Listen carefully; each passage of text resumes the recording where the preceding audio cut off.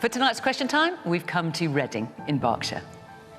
It's one of the country's largest towns and has bid for city status no fewer than 4 times. It's now a commercial centre with a strong IT sector, a university, where we are tonight, and a big annual music festival. Our audience members have been busy preparing their points and questions for our politicians, and just like every other week, they're chosen to reflect the range of opinion and recent voting record across the country as a whole. And they're asking, is President Trump being played by President Putin? Can our welfare system be fixed? And are men and boys in a state of crisis? Welcome to Question Time from Reading.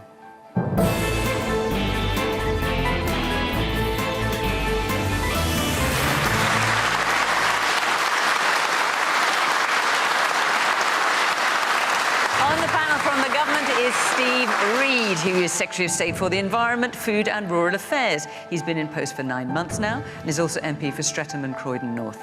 Helen Whately is the Shadow Secretary for Work and Pensions on the Conservatives front bench. She previously worked as a government minister in health and social care. Fraser Nelson is a columnist for The Times, having run The Spectator magazine for 15 years. Recently, he authored a Channel 4 documentary called Britain's Benefits Scandal, which explored the rise in people claiming sickness benefit. Richard Bacon has presented a huge number of well-known TV and radio shows, including Blue Peter, Top of the Pops, and young people's version of this very programme.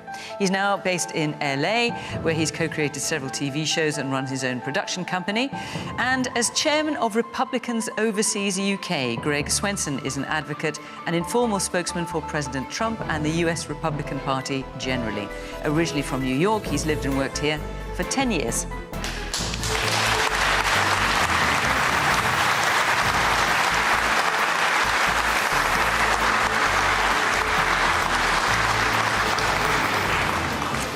Good evening, welcome to our panellists, great to see you. Welcome to our audience here in Reading, good to see you as well. And of course, welcome to you at home. You can join in the conversation on social media, or who knows, you could just sit back and watch. Let's take our first question, which is from Thomas Gould.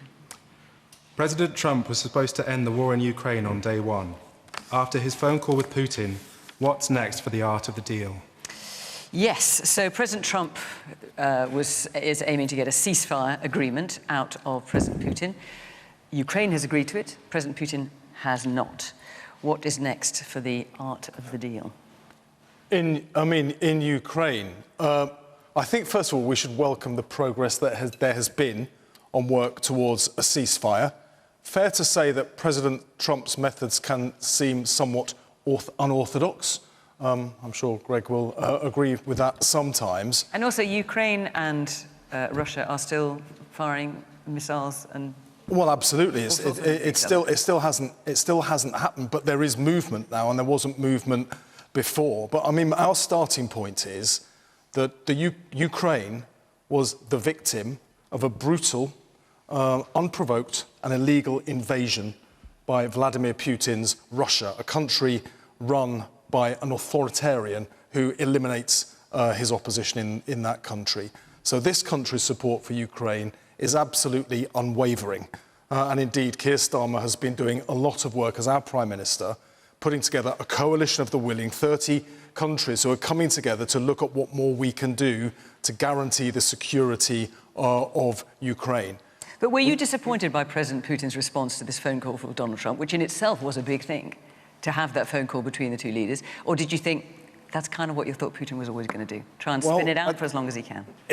We, as the West, collectively needs to put as much pressure as we can on President Trump, because there has been some movement. I'd like to see President Putin accept an unconditional and immediate ceasefire in the way that President Zelensky has said that he would do. Now, we have to get behind this situation and push Trump towards that point of settlement, because we cannot go on with the killing that we've seen in that country. But Europe is always going to have an eye on its own security. We've seen in the past that when President Putin gets away with invasion, as he did in Georgia, as he did in Crimea the first time, he eyes up his next target. We cannot allow a figure like that to threaten the security of Europe. So the coalition of the willing that Keir Starmer is putting together, the increase that we've had in our own country, a difficult decision because of the impact on our overseas development, to increase our defence spending was the right thing to do, because the security of this country and more collectively of the West that we are part of will always be the top priority of any British government. So, Greg, President Trump got an agreement for a ceasefire out of Ukraine. He talked to President Putin hoping to get the same. He didn't get that. I mean, some might say he got a delaying tactic. Do you think President Putin is playing President Trump? I don't think so. I mean, these are baby steps and they're necessary. We're closer to peace than we have been in 3 years, and I think that's important to keep in mind.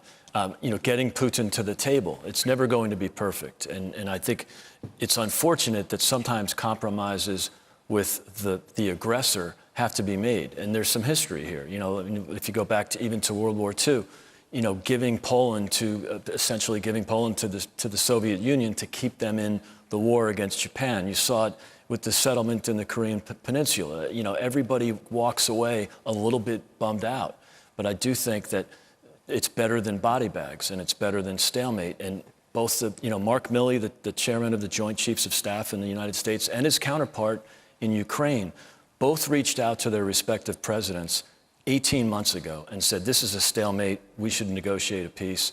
They didn't. Both presidents ignored that advice. And here we are 18 months later. So I just don't think we want to do another 3 years of this. I think we're seeing more body bags, not fewer body bags. And I think, Steve, when you say it's a somewhat unorthodox approach to peace, he came in on January the 20th saying he was the anti-war president. And Gaza is worse off. Right now, Ukraine is worse off. European countries are increasing their defence spending, which feels like an arms race. And it is frightening. People are talking about a third world war for the first time. And if you want to know what Trump is going to do next, just ask yourself, what would Putin want to happen? And he will probably do it. And I don't think that Donald Trump is a Russian asset, but I think he's an asset to Russia. Yeah, I disagree in many ways, but also specifically on this talk about World War III. We heard that in Trump's first term when he eliminated General Soleimani in Iran, and everybody was, Trump derangement syndrome, alarmists about it's World War III. President Trump uses military strength very specifically and very briefly. He's not afraid to use it. He just doesn't want escalation and boots on the ground. What's he got from Putin, though? What's he actually got? Well, we'll see. I mean, it's early days. Well, actually, there is something that he's got from Putin. And with Trump, it's so important to try as much as you can to disregard what he says and look at what actually happens. But if you look at what has happened on the ground now, then Putin has agreed to a ceasefire on Ukraine's energy plants.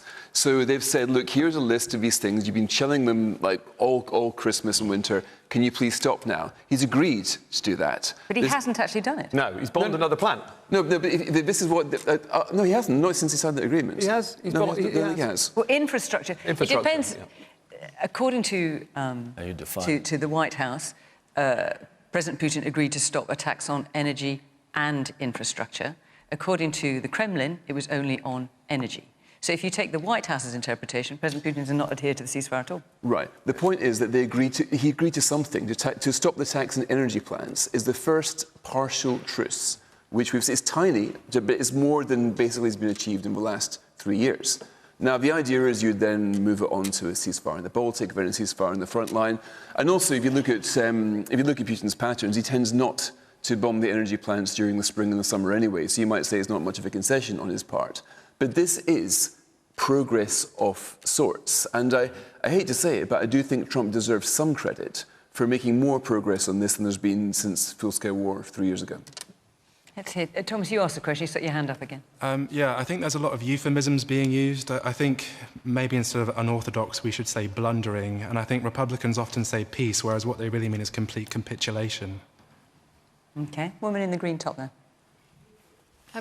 But when Putin just says, I'll stop bombing the infrastructure and energy, isn't he thinking about what he wants to be taking out of Ukraine afterwards? He's not really giving much. OK. Yeah. And the man in the middle.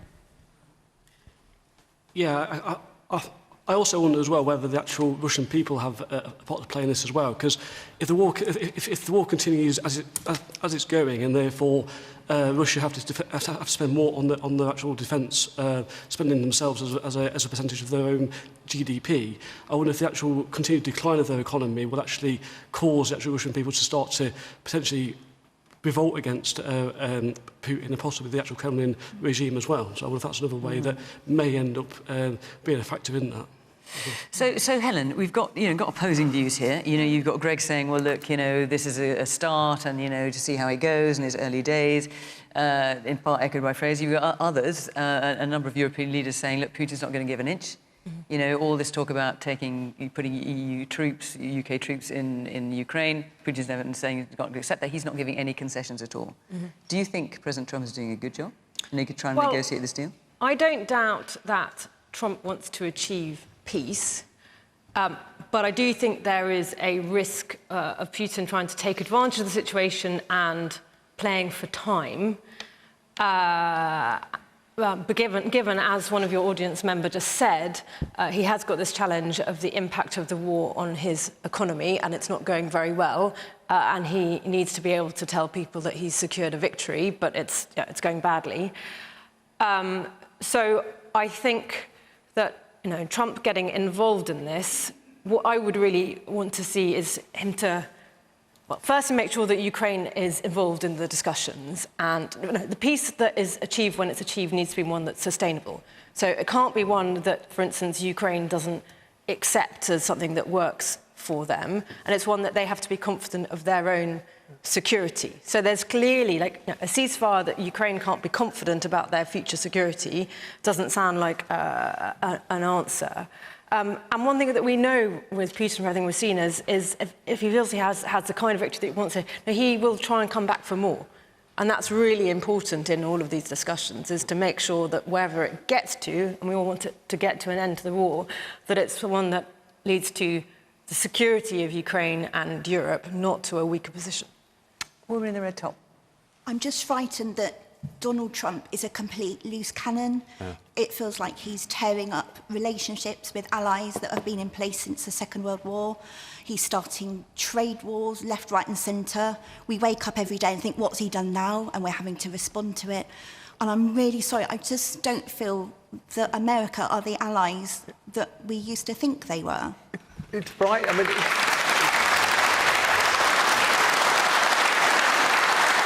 he's basically a brilliant television producer, Donald Trump. That's what I think he is. But I think he's a frightening president. And every time you refresh your newsfeed, there's another 6 stories revolving around Donald Trump. And I find it, on the one hand, you can find him entertaining. Is there anything about him that frightens you? No. Nothing. And I'll tell you, he's very candid, right? And that's new. He's not a traditional politician. He's surely not a former diplomat at all. And I think. What about the woman's point there that he felt like America felt like an ally, now it doesn't really feel like it. Yeah, and I think you have to look at why he's doing this. He wants his allies, our allies, to be better positioned, spending more on defense, liberating their economies. The trade system is broken. It's broken because we, the U.S., have trade deficits with the EU of 180 billion, with China of 330 billion. Fortunately, with the U.K., there is no meaningful deficit or surplus. He's still slapping a tariff on us, though. Well, he's slapping a tariff on everybody. I would hope that the UK can work out. Do you like all that? Is that good? It is very good, and here's why. Because we, the US, cannot continue to fund these trade deficits by borrowing money, because we have $36 trillion in debt. 4 years ago, we had $25 trillion in debt. Interest rates are twice as high. This is just reality. We have been protecting Western Europe with our military. We can't afford it anymore. We've been funding the 6 weeks vacation in France and free health care by borrowing money every year to fund the trade deficits. So that's just reality. This is a common sense president. He has a different delivery than many, but he's a common sense president. And this is why there's a point that I think the point about Europe needing to take more responsibility for its own defence is something we've known for decades. Absolutely. The current situation has pushed Europe. Much of Europe not spending anything like as much as the UK is. We've now, the Prime Minister has announced how we are going to get to 2.5%. Europe is rich enough and strong enough to need to be able to do that. And we don't want to depend on whoever's in the White House for security. The Western alliance matters, but we need to be able to take action ourselves. And actually, our sanctions have caused a £450 billion hit on Russia. That's enough to fund their operation in the Ukraine for 4 years. So this is having an impact on him. Okay. America has been wanting Europe to spend more on defence for decades. Since Dwight Eisenhower, I think. Right, but Donald Trump is making it happen now. Then Americans have been wanting to control the border with Mexico for a long time. The figures came out last week. The legal border crossings down 90%. I am no advocate for Donald Trump. His ways appall me a lot of the times. I think the trade wars are completely mad. But it's important to see him from the aspect of his supporters, and they can see results. Results on the border, and they can see results in Europeans paying for their own security. Why should America pay more on Europe's security than Europe pays itself? And they can see some sense of movement in the Ukraine war. Now, I think he's asked to be judged by those results. I'm going to try as best I can to keep an open mind. It's very easy to drive yourself mad in Trump world and think the way is just to keep your eye on the things that he's promised, and then let's have a look in a few months' time and see is there any more progress. OK, let me take a couple more points. Yes, the man in the white shirt and dark jacket. Hi, yeah, I think for too long we've walked into this because we've relied on America as the backstop, really. I think with Keir Starmer now getting this coalition together, I think that's a good thing. And I think Europe really needs to stand up and go into there with troops, with some firepower, with some jets as well. And that could potentially mean fighting the Russians. You'd be happy about that? It could do, but I think it will put Putin on the back foot. I think he'll be a bit worried about going all out against a European force, I think. OK. You mentioned the US backstop. You mentioned that as well. Donald Trump has very notably not committed to any kind of US military backstop. Listen, you know the man better than any of us here. Do you think he means that, or do you think in the end, actually... Well, I can't read his mind, but I can say that he knows that Europe has 10 times the economy that Russia does. So there's no practical reason that Europe can't defend against Russia when it's much bigger. Russia shouldn't be feared. It should be marginalized with... Yes, there are lots of weapons that we don't have that America has, and a lot of our weapons are dependent on the American system. And unfortunately, remember, Russia has 5,500 nuclear warheads. That's unpleasant to think about. But I do think that President Trump is all about outcomes, and he will get there. Right. Or I have a high confidence he will get there. So, but interestingly, what you're not saying is you think, yeah, it's probably quite likely, of course, the US backstop will always be there. Not necessarily. Look, I think the implication of especially doing the minerals deal with Ukraine is the more there's economic interest, the more the implied security. And this is really important. We used to be able to fight a global war on two fronts. That was the general defense policy of the United States. Always be prepared for war on two fronts. Unfortunately, in the Obama administration, they brought it back to 1.5. In the Biden years, it brought it back to 1. So we are only prepared, like it or not, to fight a war on one front. We have to pivot to Asia. That's better for the UK. That's better for Europe. Trump wants the allies to be stronger. He wants a stronger NATO. He wants a stronger Europe. Defend the continent. Let America pivot to Asia, where there's great risks. All right. I'm going to move on. Do you know, I think we might come back to Trump on other programmes. I mean, we seem to be doing it every week at the moment. Every week. But for now, let's park it for now and see where we end up. Before I move on, I just want to tell you where we are next week, which is Dartford in Kent, and the week after that we're in Cardiff. So if you live in or around Dartford or Cardiff and you'd like to come and be part of the programme, just apply to the Question Time website. All the instructions are there. Hopefully I will see you in Dartford or Kent. Right, next question from Harrison. Harrison Wilkes. There you go. Is the welfare system broken? Well, I expect both of you thought this might come up. Helen, is it broken? Did you break it when you were there? I would say it's not working. When we were in government, we brought unemployment right down, and then we saw in the pandemic and coming out of that economic inactivity, and particularly the situation of people claiming sickness benefits going up. So things were problematic before the pandemic. I mean, from 2014 to 2020, for example, and the pandemic was in at least 1 year of that, the Conservatives made real-term cuts to many working-age benefits, but the number of people claiming incapacity benefit rose by hundreds of thousands. With PIP in 2013, that was a Conservative introduction, the claim was it would save lots of money. It saved a fraction of the money. The number of claimants rose. So, but what happened from the point in 2010 from 2010 when we came into government is that we brought unemployment right down. We clearly inherited a difficult economic situation. Unemployment came right down, and in general claiming of benefits came down. And we put in place universal credit, which is a simpler system and particularly geared up so that it would always make sense for people to work, if they could. As I said, we recognised that something went wrong, and we started taking steps to reform what had then happened, that rise in sickness benefits. And then the election came. We just had an announcement from Labour this last week on welfare, which does continue some of those reforms, and to the extent it continues those, I think that is a good thing. But unfortunately, I would say, because we do have a very serious problem here. We have a benefits bill rising to over 100 billion by the end of this decade. We have over 7 million people claiming some form of sickness benefit. And the problem with the system we have is, well, we need it to work in a way that if you can work, you do work, but actually if you're disabled and really can't work, you need to get support. And the problem with the system we have at the moment is that it's woman not saying you had 13 years. achieving that. 14. One of the things, so I mean, to that point, as I said, we actually did really substantial reforms, and putting in place universal credit is something that's looked at around the world, as something where Britain has led in the world in this. However, as I said, things changed coming out of the pandemic. What we saw specifically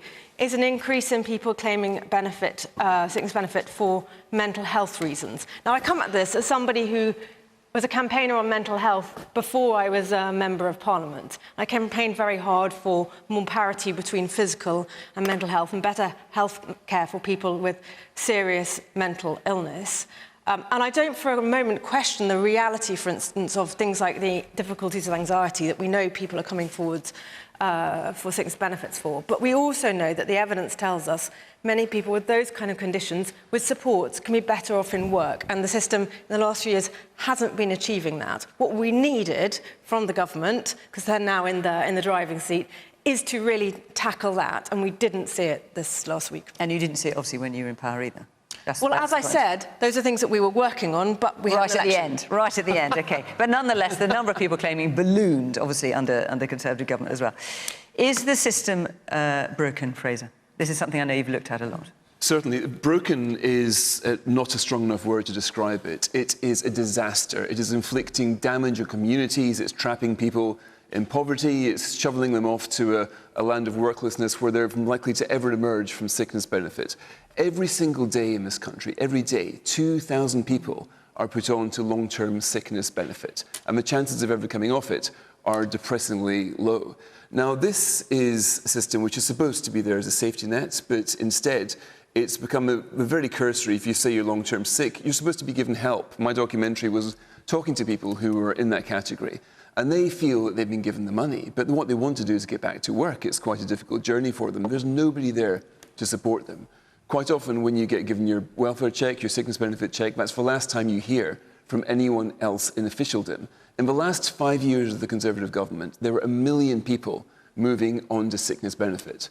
Now, I once asked a bunch of economists, if those 1 million people were in the economy instead, how would that look like? And the answer was that by the end of the Parliament, there'd be £30 billion more in tax revenue, £10 billion less in welfare payments, so that 40 billion is easily as much as Keir Starmer needs for defence or tax cuts. We'd have the highest. So what do you think? Economy in the G7. What do you think of the government's plans that we heard? Right now, the government's about plans amount to penny pinching. I don't think this is welfare reform. What they've done is they've said, OK, we're spending too much money. I think the bigger problem is the lives being wasted, and there's not much chance. But we're going to take away a whole bunch of benefits, make them less generous, which will absolutely, politically, it's very difficult to get past the backbenchers. But we have not, the system I've described, the 2,000-day system, they're going to leave that for 3 years. Another 3 years. It should be abolished next month. So what needs to happen is that the so-called work capability assessment needs to go immediately, be replaced by something like occupational health assessment, something which is genuine health and support, saying you've got the luxury to deal with this in 2028, by which time we're going to have the equivalent of the working population of Birmingham more on sickness benefit, 4.1 million. There is not that luxury of time. I do believe that Liz Kendall, the Work and Pensions Secretary, she's a brave woman with the right ideas. We haven't heard them yet. I think the real Labour welfare reform plan, I hope, is yet to come. Woman here. I agree with Fraser. My daughter has a CSF leak after a hospital did the wrong procedure on the wrong person. Sorry, a CSF leak, I'm sorry. Yeah, it's a cerebral spinal fluid leak. So she leaks fluid from the brain through her spine. Well, I'm very sorry to hear that. So she can stand up for about, or sit up for about 10 minutes a day. That's been nearly 2 years. She's got 2 young children. She worked, she's lost her job, she's bedbound, she can't do anything.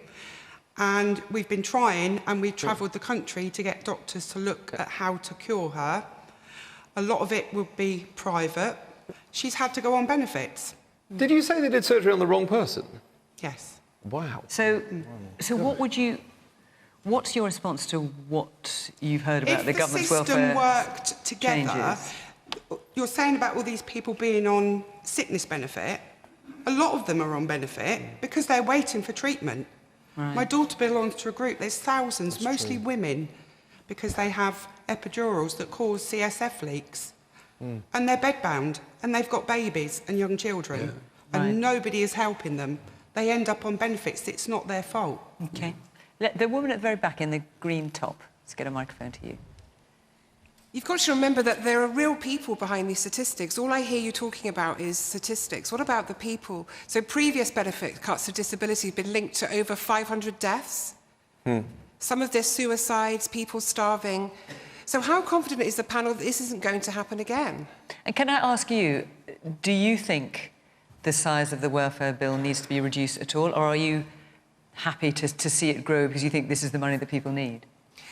I think we need to look at, there certainly needs to be looked at, but you've got to look at who is being affected, the most vulnerable people. It feels to me this government, and I was a Labour voter, I'm not going to be any more, because it seems that you're actually betraying the people that are voting for you, the ordinary people that need your help. There are other ways, why don't we start taxing more the rich? The wealthy people that can afford it. You're taking money from people that just don't have anything. OK, Steve? Well, I mean, I've got a lot of sympathy with what people have said, and this lady here talking about the fact that people can't get a hospital appointment and that's why they're stuck on benefits. Absolutely right, when we've got record waiting lists, can take 18 months or longer. So we've invested already £26 billion and the waiting lists are coming down. 2,000 more appointments already since the government was elected. But looking more squarely at the benefit system, the welfare system, it's broken. And it's broken because it is failing those very people it is supposed to be helping. Look, we've got 1 in 10 adults of working age in this country who are on health or disability benefits. 1 in 10. And most damaging of all, 1 in 8 young people, that's 1 million young people in total, 1 in 8 young people are on benefits. They're not earning or in training or learning, and yet we know that if a young person doesn't get into employment or training by the time they're in their early 20s,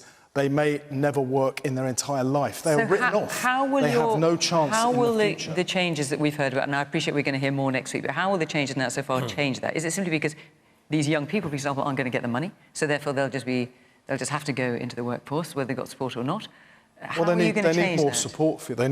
They need more support. We have to reform this system to make it work better to people, to give them appropriate support. We can give better support for those who can't work if we can get those who can work into work. Now, some of those people will need support to get there. So what Liz Kendall announced in the House of Commons earlier this week is £1 billion extra funding to support people who can work, to get off benefits and get into work. That can be giving them additional support and training. It may be working with employers to make adaptations to allow people to work. The right to try, very important as well, because a lot of people on benefits are afraid to go into work in case it doesn't work out.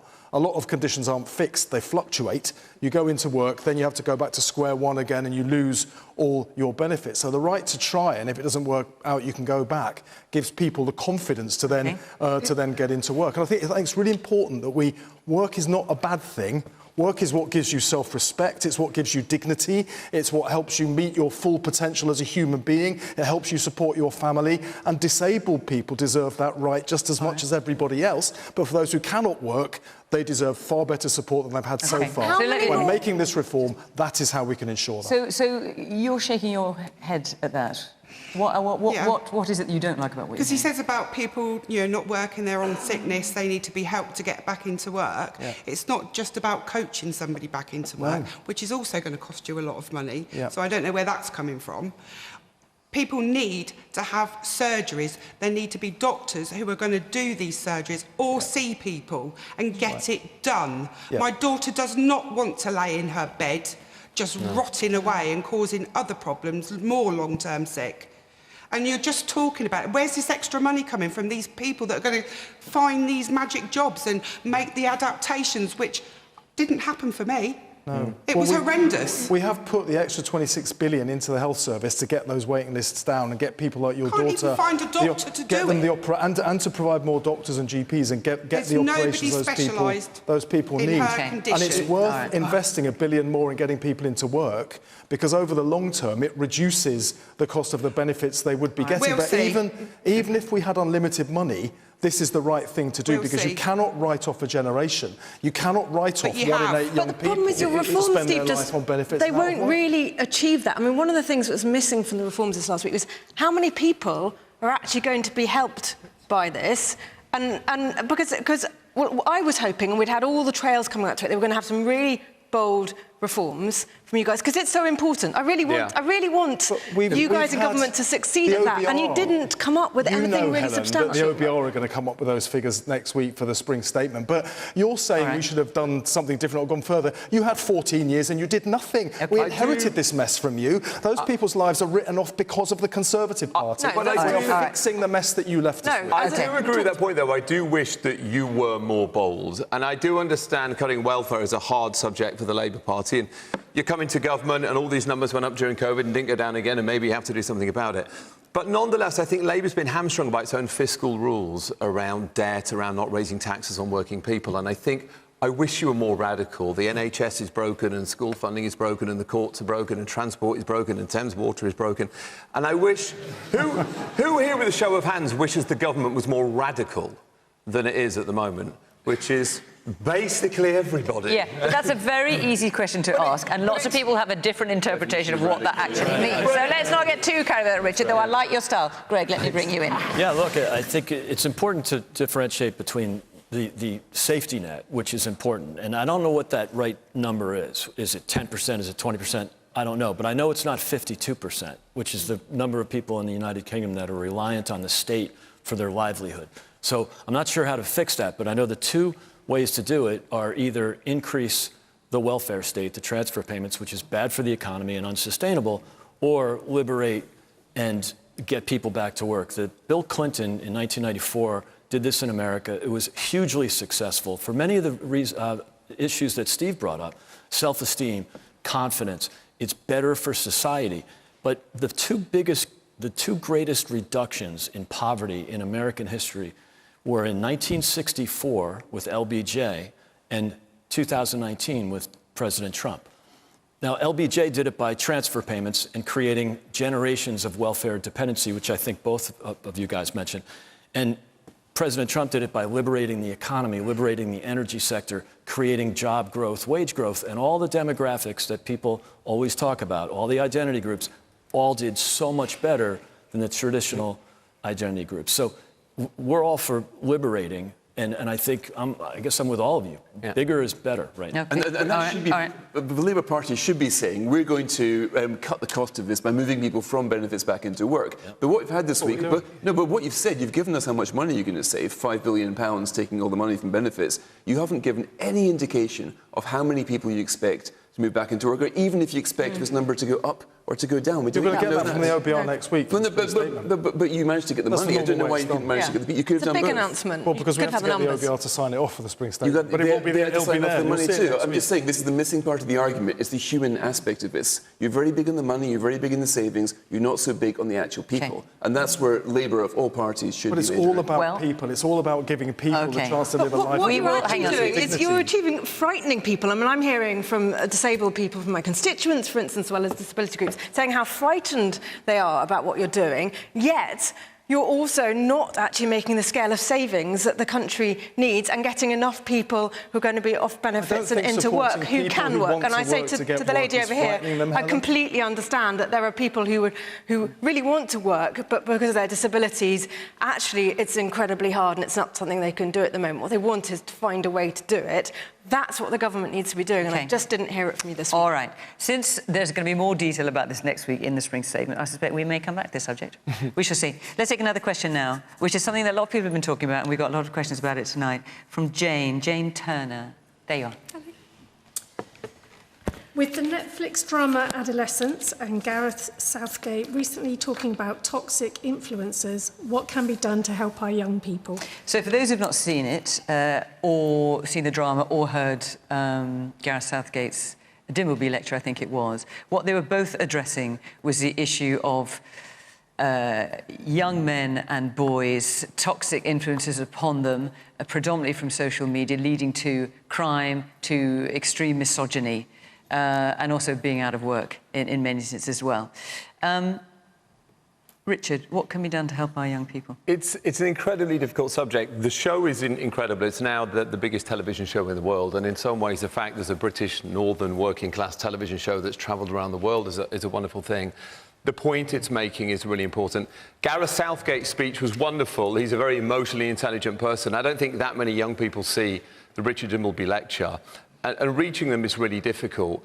I've got a 13-year-old son, and this is a frightening time. The iPhone only came out in 2007, the App Store in 2008. You look at the span of human existence, we still don't understand what these things are doing. The fact now that your kid can have a direct line to Andrew Tate and people like that who are basically terrorists against women, that is actually happening, and that is what adolescence is about. And I suppose the more I think about it, the more I wonder if we should treat smartphones like cigarettes and just say, actually, they should be illegal until you're 16.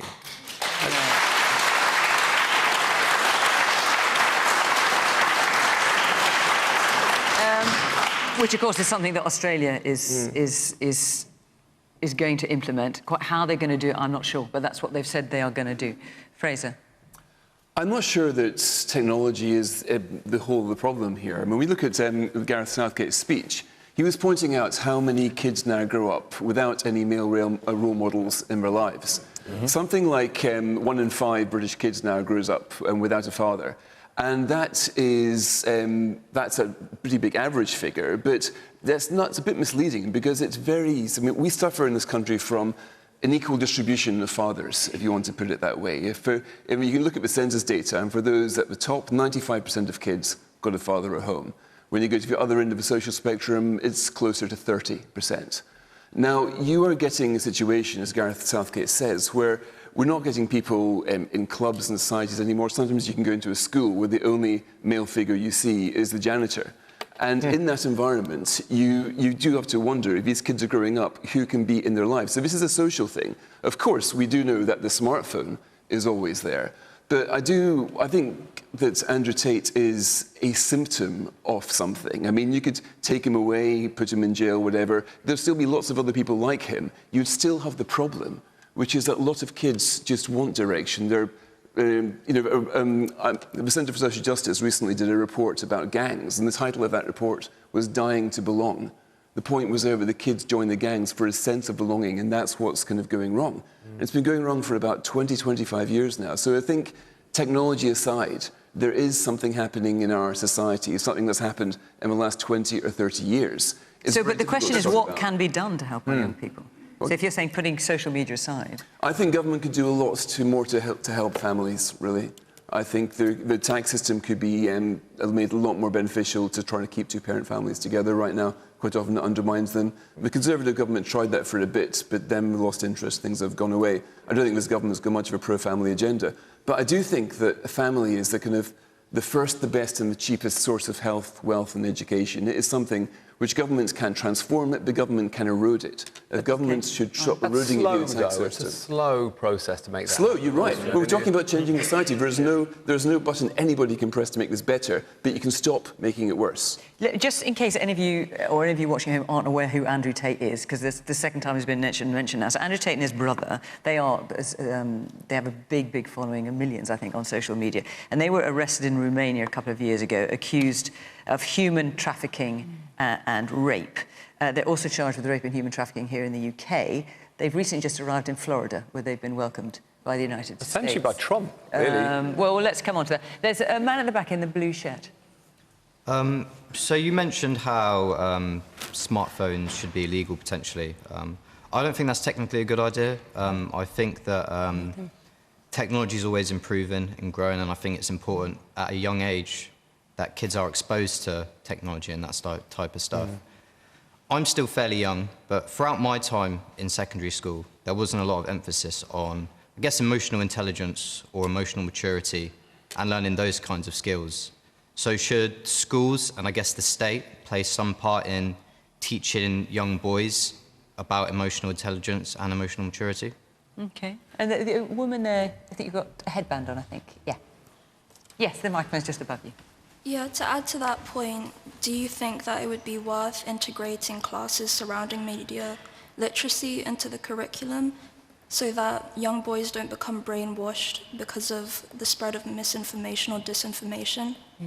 OK. And the woman here in the white top. Yeah, as a young woman, this topic really worries me because I hear a lot of things from peers, young men sort of slowly saying more misogynistic comments. And I think from what I hear, the issue is a lot of them feel left out in a lot of societal issues. I think there's a lot of emphasis on uplifting groups that have been oppressed for decades, you know, women and ethnic minorities. And I think a lot of young men feel like they're not being addressed, but it's difficult because it's important to uplift those groups, but at the same time, you don't want these pipelines happening where men descend towards extreme misogyny because they feel like they're being left behind. Greg, what can be done to help our young people? Yeah, I think there's... I mean, because this is an issue in the States as well as Yeah, as well absolutely. As here. It's a huge issue, and it goes in many ways back to what Fraser said about the family, and that's something that can't be fixed by government, unfortunately. But there are ways in the long run to help. And I mentioned welfare reform in the 90s, big help. I mentioned creating this legacy of a breakdown in the family, which is ultimately what happened from the so-called Great Society by Lyndon B. Johnson in 1964. And William Patrick Moynihan wrote a great paper about it, warning about the outcome of welfare dependency. And it was the breakdown, specifically in the black family in America. And that was the topic of the paper. And I think that's going to take a generation or two, but we shouldn't ignore it. We shouldn't kick the can down the road. And do you think it was right, I mean, given that Andrew Tate's been mentioned a couple of times now, do you think it was right for Andrew Tate to be, I mean, he's been welcomed into the States, not by the governor of the state he's arrived in Florida, who's very cross that he's there, but there's certainly been suggestions that the Trump administration was very happy to have Andrew Tate in America. The president wants to reach out to everybody. Huh? He's a convicted, Everybody? Even Andrew Tate? I mean, he's accused, let's be clear, he's accused of human trafficking, rape, and forming a criminal gang to sex exploit women. I'm not defending Andrew Tate. I don't know and he denies it all, incidentally. Let's be clear, what did the president do? He welcomed him to Mar-a-Lago or welcomed to Washington? No. Yeah. President Trump is saying he doesn't know anything about it. There are suggestions, and I'd be delighted if you could enlighten us. There are suggestions that members of his administration went over to Romania, had conversations about him, and the next thing he's on a flight. It's a plausible deniability thing, but it's hard to know how the Tate brothers would have got back into America without Trump nodding it through. I don't know. He doesn't have to reach out to everybody, Greg. No, look, the president is a different kind of politician. And, look what he did in his election. He did Joe Rogan. That was a home run for him. He wanted to appeal to young people. And he goes through different channels to do that. He did very well with young women as well. Not as well as he did with young men. There's no doubt about that. So, look, politicians are in the vote-getting business. They're not going to compromise. Yes, but not at any cost or at the cost of any principle. Let me finish. I actually said that. Not anybody. But I think the president is looking at new mediums. And let's face it, as much as we dislike it, and I'm all with you, I'd like to eliminate mobile phones for young people. I think the Australians have a great idea. I don't know if it's possible, but in the meantime, if young people are getting their news from TikTok, then let's do TikTok. So just so I'm clear what you're saying, I think you make it absolutely clear you don't approve of any of the things that Andrew Tate is accused of doing, which he denies. I have to say that. But you think it's quite right for someone like President Trump to reach out to people like that? Yeah. I don't know anything or much about Andrew. I of course know who the Tate brothers are, okay? I don't know if the president has directly... President Trump, as you just said he doesn't know anything about them either. So I don't know how he does. No, is there anything Trump does that you think is wrong? Anything? This is classic Trump. This is classic I think Greg actually already answered that question. No, in fairness. no, it's classic Trump derangement syndrome. Trump said a bad word 2 years ago, so now it's Trump is a misogynist. You know, I mean, look. What do you mean when you talked about grabbing women by the pussy? Not a good moment, and his numbers went up 3 points. I mean, it's just the voters care about their issues, right? In this election, it was the open border and it was the economy and inflation. That's what they care about. They don't. No one's hiring President Trump to be their minister or their daughter's boyfriend. But he doesn't need to reach out to everybody, does he? Okay, come on. Let's bring some other people on the panel here. Helen, what can be done to help our young people? I mean, first of all, do you think they? I mean, some people are describing it as a crisis. Do you think there is a crisis, and if so, what can be done? So I definitely think there is a problem. You know, I hear it was there's the conversation coming on the women there expressed it very well, and I know from speaking to women younger than me about the culture that there's a very much reason to be worried about this. I think one thing is part of the conversation now, how much is smartphones the problem? Actually, I agree with the gentleman up there that there are benefits from technology, and smartphones are part of modern life. I have a 16-year-old son, and so I kind of deal with some of these issues on a day-to-day basis, and I see the benefits and the downsides. One of the things for me is I feel like I'm sort of part of a generation of women where we've kind of had to fought to get where we are in our careers, and that's been very much the narrative of most of my life. And then I look at my mum, who was one of only 2 women in her medical school, surrounded by men. So I think, women before us really fought. But now there's this shift, and young men are growing up in a society where they feel it's all about the women and what about them. And we do have to address that. I agree with Fraser on some of the points he made about the role of dads and families. And it has to be a problem that there are so many boys growing up without male role models in their lives, and without a father who's looking out for them, showing an example by working. I think we don't have the answers, but we have to have a conversation about it, treat it very seriously, and work out how we can make sure that young men don't go to Andrew Tate as their role model of what it is to be a man. And we have to say, OK, we've mentioned Andrew Tate one hell of a lot. There are lots of other people out there who are spouting all sorts of stuff, including misogyny and some really vile stuff against women. Well, there's a lot of very harmful material online advocating extreme abuse of women, and the Online Safety Act that we've just taken through Parliament gives us more power to take that down. I think that's helpful. I don't think quite enough. I mean, I listened to Peter Kyle, who's in charge of technology for the government. He was saying, actually, what we wanted to do was do more with the online harmful, but we just weren't able to do it. Well, I think it's an evolving situation. We need to keep looking at what more powers we need, because technology is evolving so quickly. But I do agree with Gareth Southgate's point about role models. I'm not going to blame lone parents. I don't think that's the problem. I think the issue is you've got a lot of young boys growing up who feel they don't have positive role models in their life from anywhere. And I've seen projects, voluntary sector projects in the community where I represent in South London, but elsewhere too, where men get involved in projects to mentor boys whose lives are going off the rails. And I spoke to one young man. He was in his early 20s by this point, but his life had gone so bad that he'd got involved in a gang. He'd spent time in a youth offending institute. Now he was in his 20s, he'd stopped behaving in that way, and because he'd got involved in one of these projects. So how can government create or maybe it's not for government, but hang on, it's about answers here. Yeah. Is there anything that government can do, and maybe you feel there isn't, to foster more of those kind of groups? He told me the answer. He said what he needed was, when he was at that critical point in his teenage life, he needed somebody to put an arm around his shoulder and lead him back towards a safer path in life. The state can't provide love, people provide love, and the way to do it is to look at some of those voluntary sector projects and what more we can do to support them, because they've got that human relationship with these young boys whose lives are going off the rail, and I've seen it work. So when you say that's exactly what I'm getting at, what can the government do, if anything? Maybe you feel it isn't a government thing. We should be looking at how we can create more projects. Groups like that. We should be looking at how, I mean, some of it's in local government too, it's all not all national government, but there are so many projects in communities that are looking for support,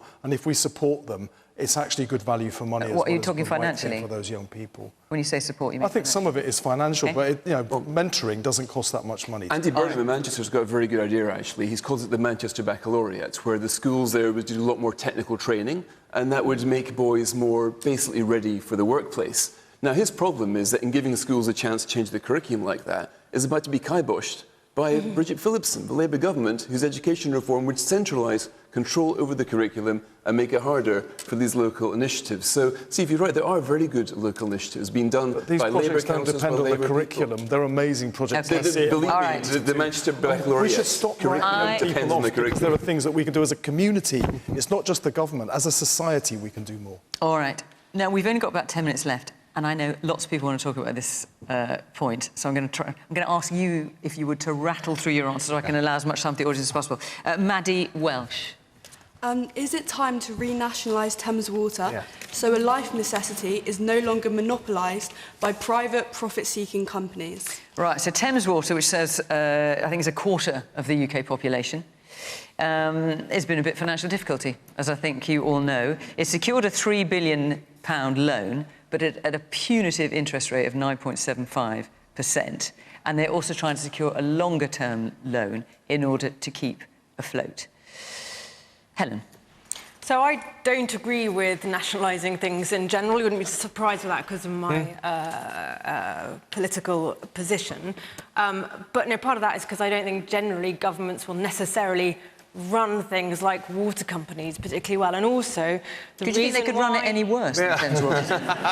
So, and one of the reasons why is before my political time, but clearly things like water companies were taken out of public ownership was because what happened every time there was pressure on government finances was that cuts would be made for things like infrastructure and things like water, because if a government's choosing between shall we spend more money on the NHS or shall we spend money on the water infrastructure, they tend to go for spending money on things like the NHS. So what we saw was underinvestment, and I know this is never a popular argument, and I'll probably get groans or boos from the audience here. And the gentleman there is already nodding his head because he knows I'm going to say that as a result of privatisation there was investment in our water infrastructure. But I do agree with the point that we know that, that our water infrastructure still has been under-invested in. And one of the things that failed is the regulation of it, and better regulation is needed. Okay. And one of the things that we put in place before we lost the election was to tackle the problem of sewage going into our waterways and much tougher action against the companies that were doing that and on the management of those companies, because there weren't enough penalties in place. And I would like to see that be effective under this government to clean up our waterways. OK, so Steve, let me ask. So the question from Maddie is it basically time to renationalise Thames Water? I mean, if Thames Water's got this, it can basically only borrow money at an extortionate interest rate. Admittedly, it's got a fixed customer base. You can only borrow at an extortionate interest rate. It wants to raise bills by 53%, and the water regulator is saying, no, you can't do that. Yeah.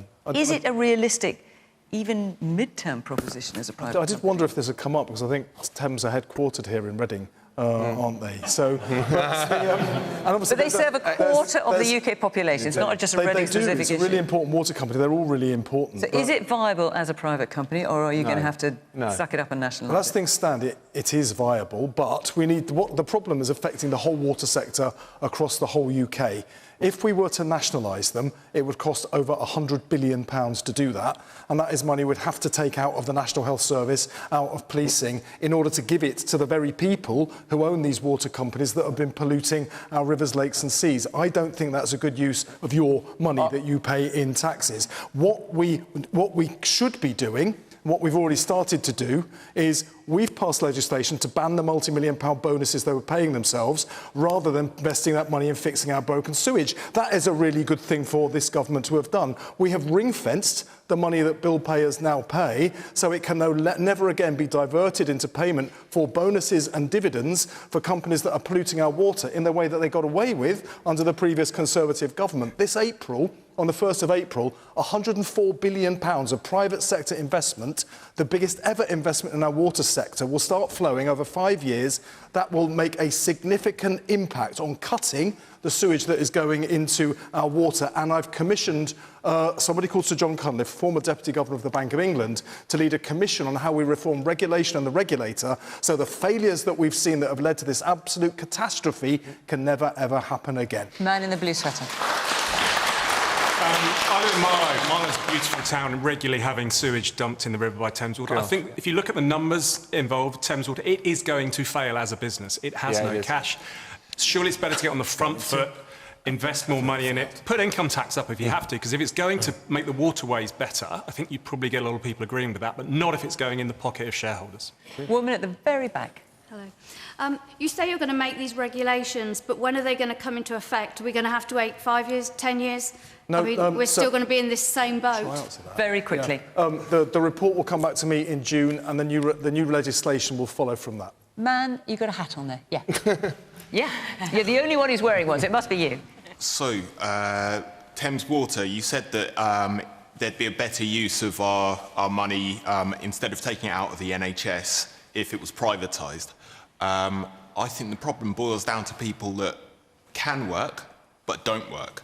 And I'm not talking about people on benefits, CEOs, including from Thames Water, landlords with large portfolios. A wealth tax would solve that. OK. We've got 3 minutes left. So sure. I don't think we should have privatised water any more than we should privatise air. And I don't think they should work in service of shareholders. They should work in service of the customers. There's a documentary on the BBC at the moment about Thames Water, and you realise they are very nice people, but it's a bit like watching The Office. And you can't quite believe it's been made, and you see it running out of money. But what about the fact that it would cost so much to take it back into... I mean, I think it's just being run so... But we need water to live. It's one of the fundamental, most essential things that we need to be alive. And I think I think the government would run it better than it is being run now. It is essential that we can't live without it, and I would absolutely renationalise it.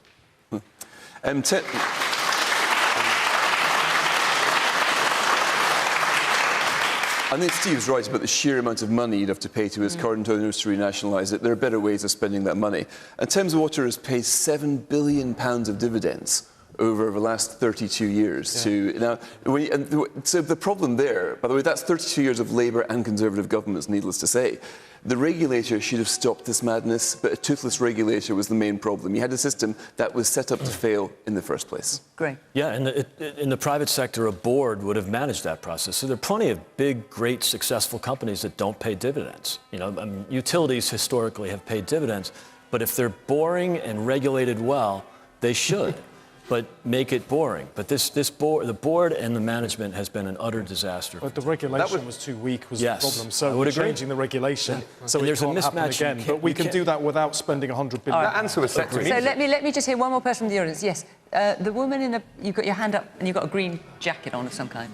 Yes, you. For me? Yes. Oh, yes. I'm a keen sailor. I'm a bit rubbish, though. I'm a proud member of Goring Thames Sailing Club, and we sail on the Thames just north of Reading. We have our open day coming up next month in April. We get a lot of parents coming with children, and they say, is the water safe for my child to go into? What am I supposed to say to them? That government polluted it, and this one's fixing it. All right, very quickly, one at the very back. Easy line, but not true. Very quickly, yes. Can I just 30 seconds left. Can I just say, in answer to your question, you should say to those children, no, the water is absolutely not safe. I live on the River Thames, and I see on a daily basis human excrement go past my property. So the answer is a definitive no. And that is a lovely note to end on. My goodness, my goodness. I just, before we go, we can all hear it here. I don't know if you can hear at home. There's a protest going on outside about something, I'm not sure what. There's lots of sirens blaring. But anyway, that's it. Our time is up. Thank you very much to the panel. Thank you to our audience here in Reading. Lovely to see you and have all your contributions. And of course, thank you very much to you at home for watching. Remember, we are, where are we? Dartford next week. Until then, bye-bye.